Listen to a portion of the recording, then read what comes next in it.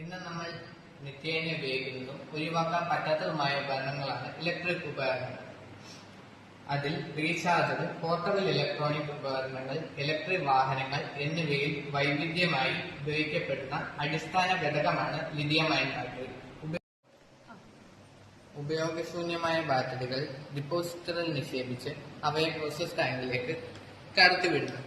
ഇവിടെ വെച്ച് high temperature 880°C തൊട്ട് 1200°C ടെമ്പറേച്ചറിൽ ഇവയെ മെൽറ്റ് ചെയ്യുന്നു.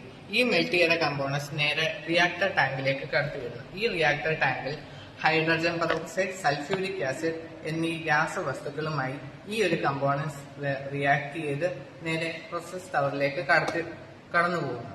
ഈ പ്രോസസ് മാഗ്നറ്റിക് പ്രോപ്പർട്ടി, ഡെൻസിറ്റി എന്നിവയെ അടിസ്ഥാനമാക്കി ക്ലാസിഫൈ ചെയ്ത് ഇതിന്റെ വേസ്റ്റ് മെറ്റീരിയൽസ് നേരെ സ്ലറിയിൽ ഈ ടാങ്കിലേക്ക് പോകുന്നു. ഈ മെറ്റൽസ് നേരെ പ്യൂരിഫിക്കേഷൻ ടാങ്കിലോട്ട് ചെന്ന് ഈ മെറ്റൽസിനെ പ്യൂരിഫൈ ചെയ്യുന്നു.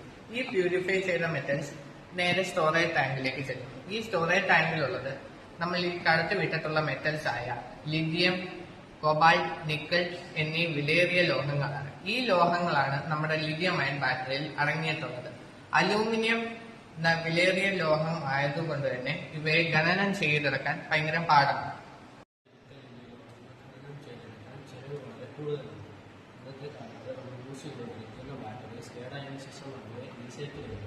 നമുക്ക് ഈ ലോഹങ്ങളെ വീണ്ടും യൂസ് ചെയ്യാൻ സാധിക്കും.